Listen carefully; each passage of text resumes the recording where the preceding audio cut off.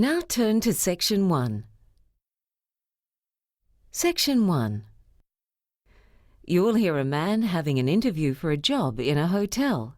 First, you have some time to look at questions 1 to 4.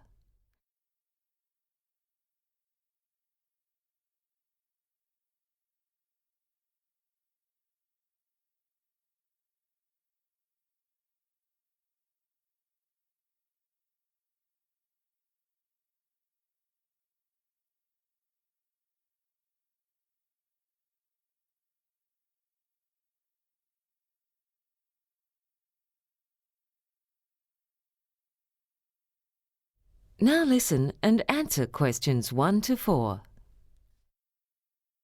Good morning, Mr. Peters. Please come in and have a seat.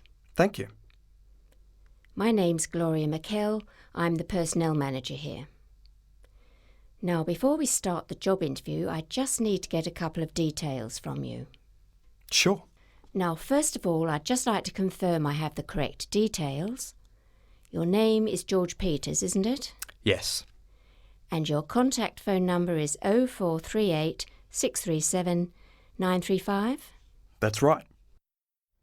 The man's phone number is 0438 637 935. So 0438 637 935 has been written next to the example on the question paper. Now continue with questions 1 to 4. We have vacancies for a couple of positions in our hotel at the moment. Which position are you interested in applying for? Room service. Room service, right. Now, I'd like to find out a little about your employment background. Have you worked in a hotel before, or have you been employed in any capacity in the hospitality industry? I've never actually worked in a hotel, but I've been a waiter in a couple of different places. Oh, good. I'm sure that experience will come in handy. Also, at the moment, I'm doing a course. Oh, what are you doing? I'm studying tourism management. I'm in the second year of a 3-year course. That's good to hear. Oh, by the way, we have quite a few international guests staying here. Do you speak any foreign languages? I did French at high school, and I'm studying Korean as part of my diploma course. And how well do you speak those languages? Well, I can have a simple conversation in French, but my Korean's still fairly basic, though I think it'd come in handy with room service. Good. Before you hear the rest of the conversation, you have some time to look at questions 5 to 10.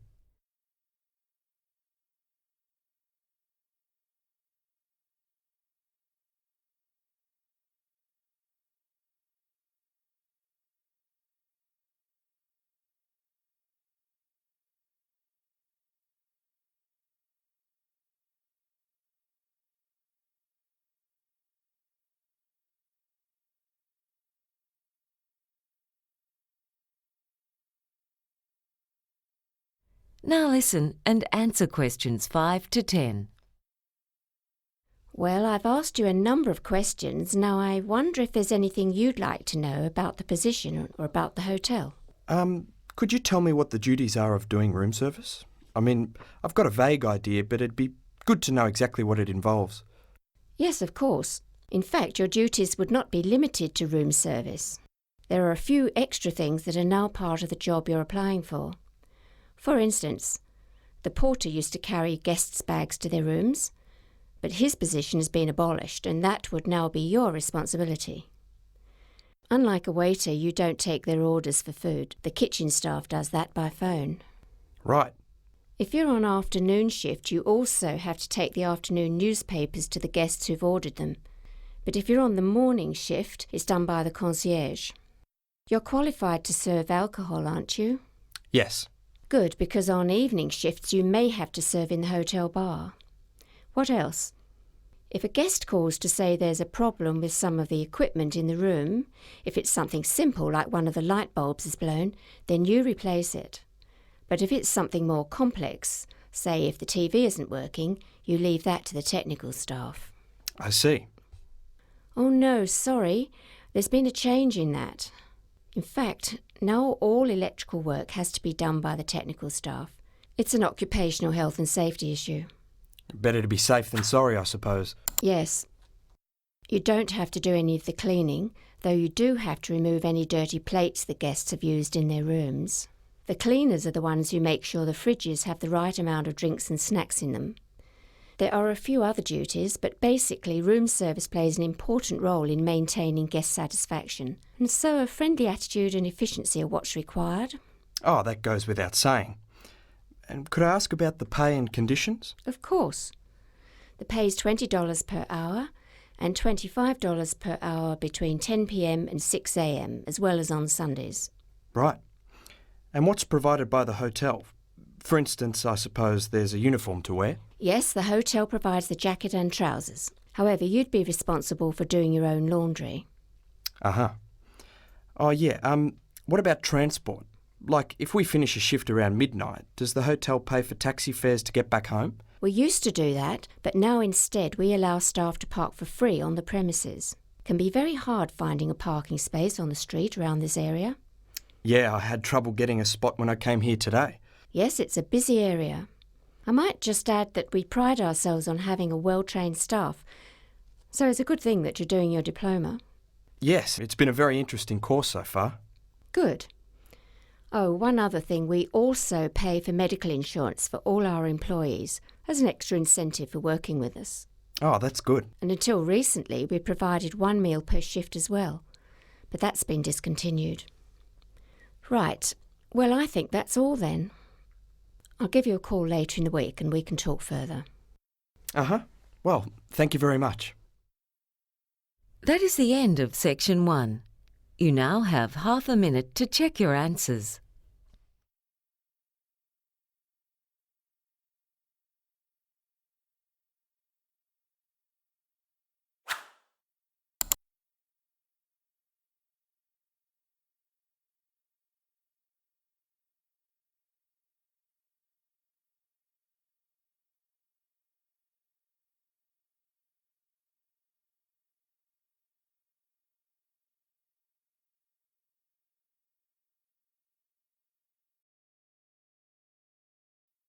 Now turn to Section 2.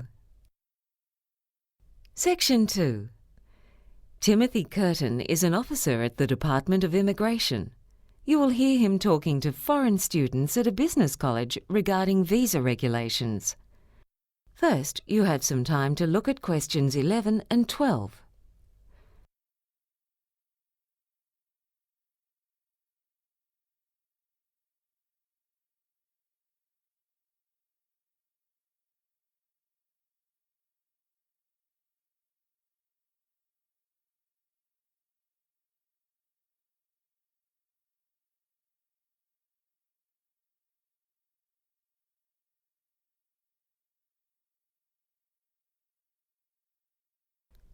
Now listen and answer questions 11 and 12. Good morning, everyone. My name's Timothy Curtin, and I work for the Department of Immigration. I've come along today to give you some information about visa regulations so as to make your stay here a bit easier. I'll be telling you about some of the rules for those on student visas and particularly about how to extend your visa. Now, I'm from the Atwood office of the Department of Immigration. At our office, we mainly process work visas. However, in the office where I used to work, I dealt mainly with student visas, which is why I was chosen to speak to you today.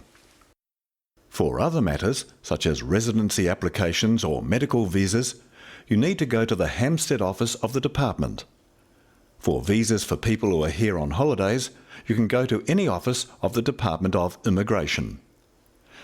As you would know, there are certain conditions for people who hold student visas. For instance, if you move, you have to tell your college. The college then has to inform the department by mail, giving both your old and new address. You can change the college where you study, but you have to let the department know that you've enrolled with a new college.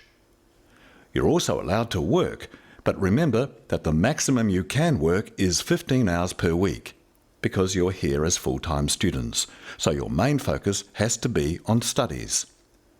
You can also take up to 3 weeks holidays between courses. If your marital status changes, you have to inform the department and provide us with a copy of the marriage certificate within a month of the wedding. Before you hear the rest of the talk, you have some time to look at questions 13 to 20.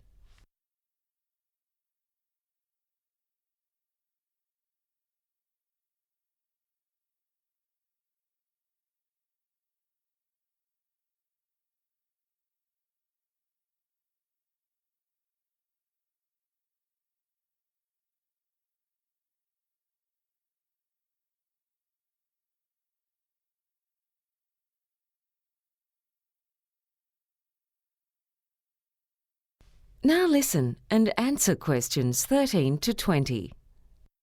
What I'd like to do now is go through the steps you have to follow when you want to extend your student visa, because a lot of students have to do that at some point while they're in this country. The first thing you have to do if you want to extend your visa is to pay for the next course you're planning to take. As you know, all courses have to be paid in advance. The course itself has to be of at least 4 months' duration, and you are advised to submit your visa application at least 2 months before the course is due to commence if possible. You need to keep a copy of the receipt of payment and send us the original. We advise that with all the documents you send us, that you keep photocopies for yourself, just in case any go missing. You'll also have to get a letter from the college you've been attending, which states your attendance record at that college. You already know that one of the requirements of a student visa is that you turn up to a minimum of 75% of your classes. If you've been absent for more than 25% of classes, you'll have to provide medical certificates stating that you were ill and unable to attend classes on those days. You then need to fill in a form to extend your student visa. That's Form 726C. You can obtain one by visiting any branch of our department, or else you can access it on the internet. At the end of my talk, I'll be handing out a brochure that gives our website address, as well as the addresses of department offices throughout the country. On top of that, you'll also need to be able to show that you have the means to support yourself while in this country. It's been estimated that the average student needs $15,000 a year to live on. And for that reason, you'll need to prove that you've got at least $6,000 in a bank account.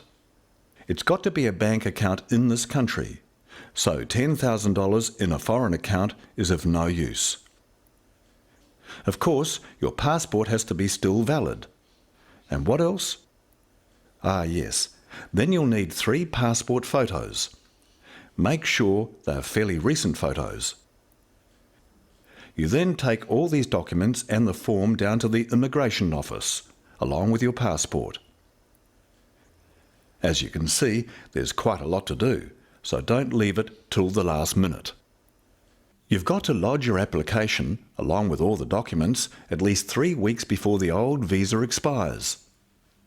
You have to pay for the visa application too, and that money's non-refundable. You can pay by cash, credit card or cheque. Oh, by the way, it'll cost you $325 to apply for an extension of your student visa.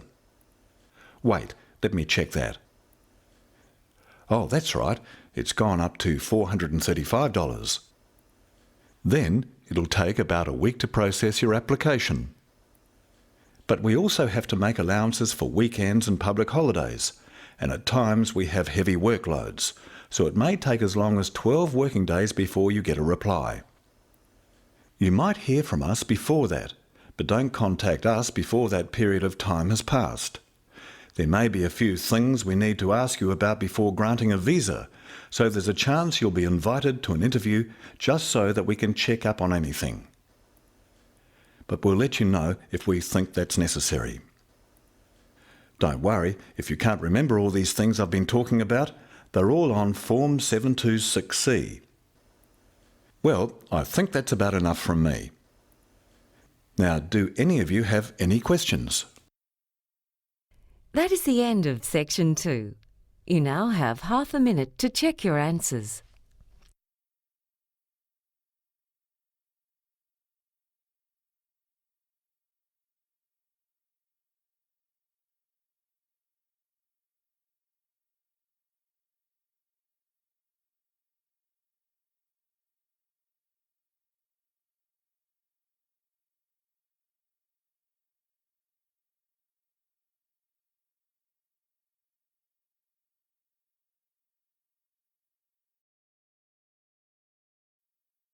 Now turn to Section 3.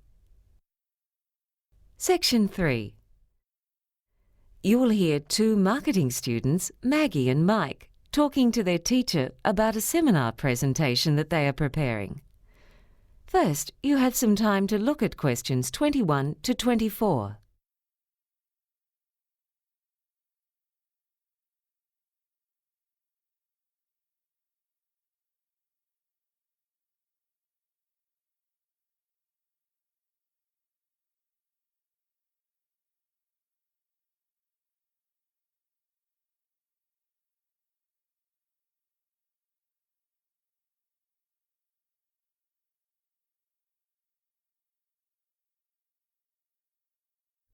Now listen and answer questions 21 to 24.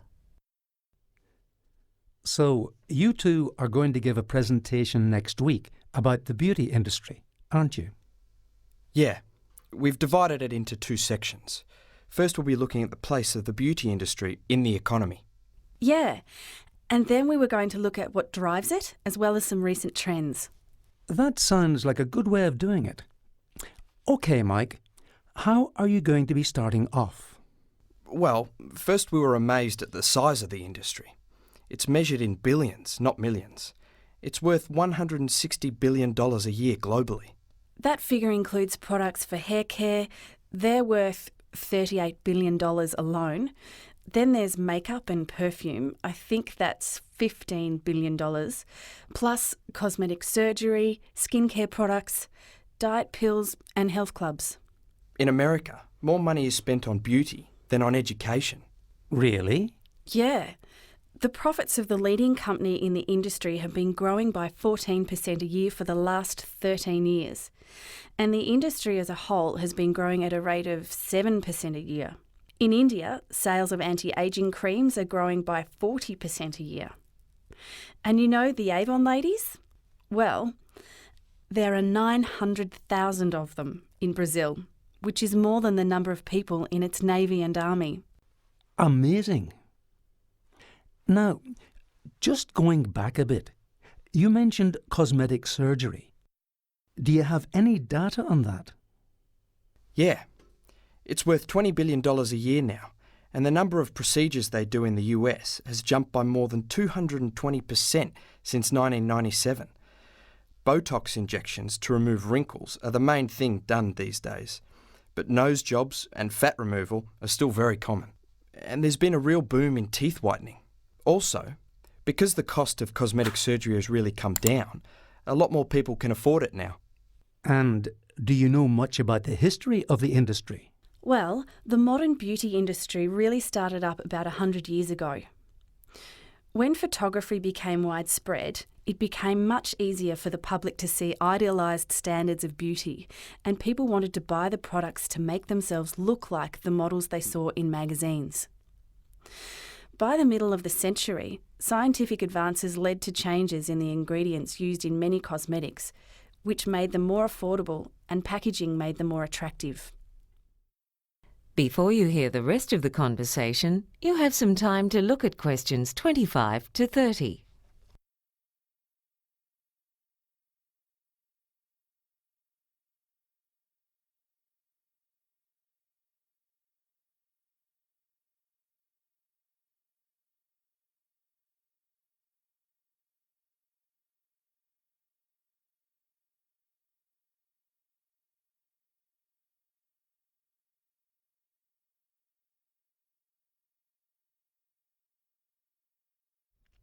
Now listen and answer questions 25 to 30. Now, in the second part of your presentation, you're going to be looking at why people buy the products. Yes, that's right. This area is a bit more subjective, and Mike and I disagreed on a few matters. Well, marketing is a hit and miss affair, and it's true what they say, that only half of any marketing budget achieves the desired result. I think that's an exaggeration, don't you?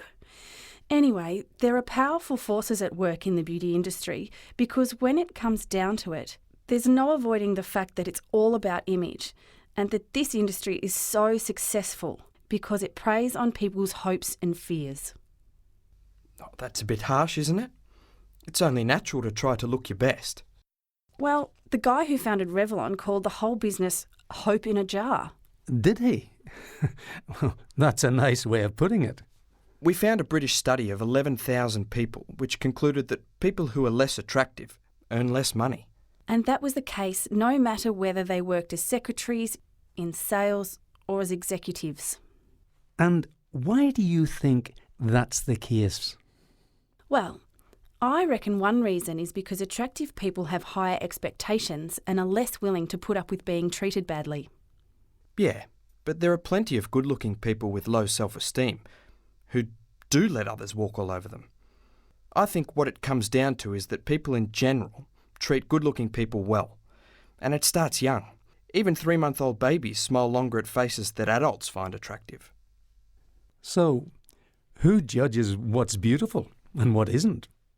We didn't really go into that, but it seems that perceptions of beauty are connected to health and fertility. In some places, people go for shiny hair. In other cultures, women use mascara to make their eyes look bigger and to give themselves a younger look. But a universal indicator of being young and healthy is to have clear skin. And that's why so much money is made from skin cleansers, moisturisers, facial creams and so on. Well, there are certainly plenty of tricks to this trade. Yeah, and most of them aren't new tricks at all. I think I could make a link at this part of the presentation to what Mike was saying about the early 20th century, because there's a trend now in the beauty industry to go back to the approach they had a century ago, when they stressed a connection between beauty and health. They got women to have facials and do exercise classes. Now they aim at beauty, but also like people to be fit, not just thin. Oh, come on. The industry just scares people into going on diets that can actually harm them. And most of those thin models aren't in good physical condition. They're just hungry. You can't tell just by looking. Anyway, I'm not denying that image is important. In fact, beauty firms spend up to 25% of their turnover on advertising. That's incredible. Isn't it? And they put just 2 or 3% into research and development. By comparison, in the pharmaceutical industry, 15% of sales goes into research and development. Well, it sounds like you've got the topic well covered. I'm sure the class will really enjoy your presentation. That is the end of Section 3. You now have half a minute to check your answers.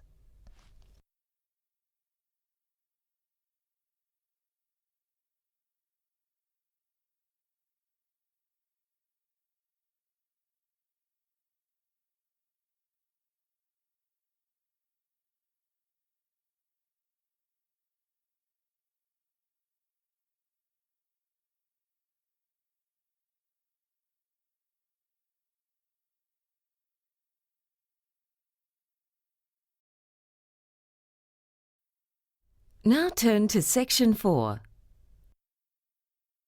Section 4. You will hear a talk by an archaeological scientist on her latest research. First, you had some time to look at questions 31 to 40.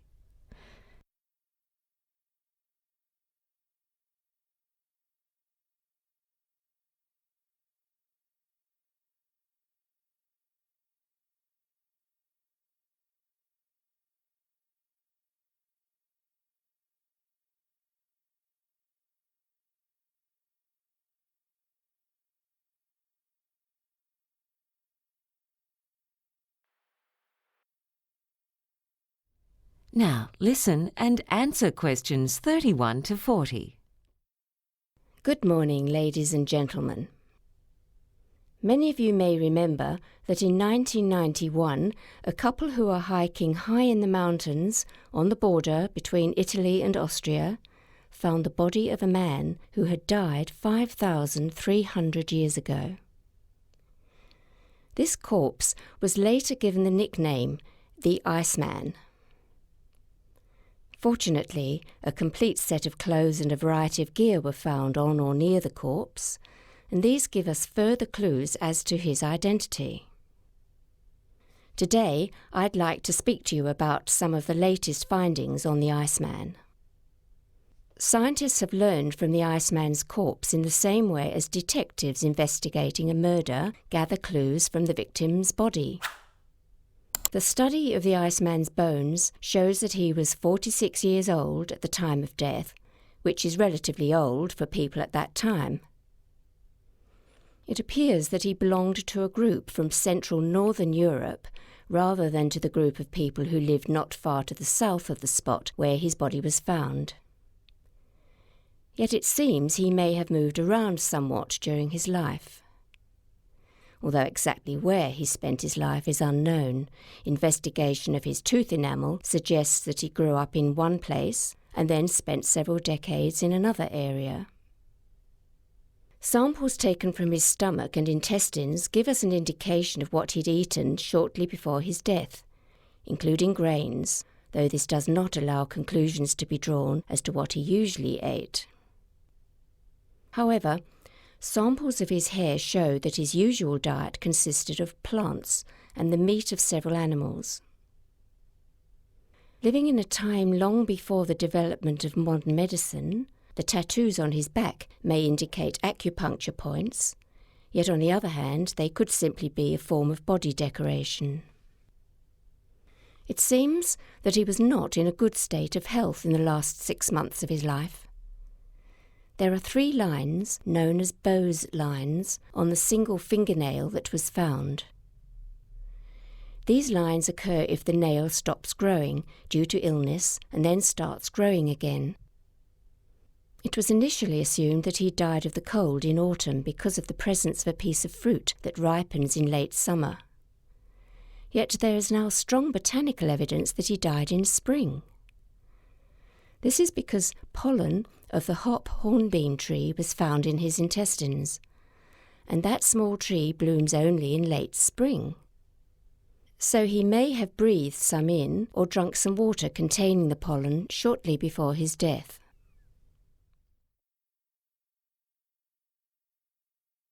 So what else do we know about the Iceman?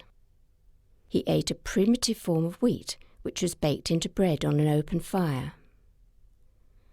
Although leaves of moss were found in his intestines, it appears that moss was not part of his diet, but had probably entered his mouth by accident. In those days, the local people had no paper bags or plastic wrapping, and so used moss to pack food in. Moss was a very versatile plant, with different varieties that grew far to the north, being used by the Vikings as toilet paper. The equipment found around the body gives us many clues as to his way of life. He was well prepared for climbing through the mountains. He had a jacket made from deer hide and goat hide, and a pair of shoes made from the skin of both goat and bear, and then insulated with plant material. Over the top of it all, he was wearing a cape made from grass and bast, which is made from bark. This could give us a clue as to his occupation. In fact, this cape resembles capes still worn by shepherds in the Balkans, and the site where he was found is near an area where shepherds traditionally take their flocks in summer. Yet the theory that he was a shepherd has little else to support it. It's been proposed that he was a hunter, due to the fact that he was carrying a bow and some arrows. Some earlier ideas that he was a warrior or a trader of flint have been abandoned for lack of any supporting material. The Iceman was found lying on a large rock, and so it was believed initially that he had fallen asleep on the rock and then died. However, the consensus now is that he died nearby and then floated into that position during periods when the ice thawed. There are several indicators for this. First, the awkward position of his left arm. Second, the position of his right hand, which was stuck under another rock. Third, the missing outer layer of skin. And the fact that some of his belongings were a few metres from the body.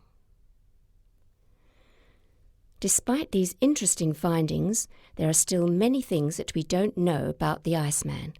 What was he doing up there high in the mountains, apparently by himself? Did he die from exhaustion and cold while running away from danger? We may never know exactly what the cause of death was, because this would require an autopsy, which has not been allowed as it would cause too much damage to the corpse. When the body was first removed, it was thought to be that of a missing mountain climber, and a number of people disturbed the site, wrecking a good part of the evidence in the process. But hopefully, with further research, we will be able to solve some of the mysteries that still surround the Iceman, who's already taught us so much about the way of life at that time. That is the end of Section 4. You now have half a minute to check your answers.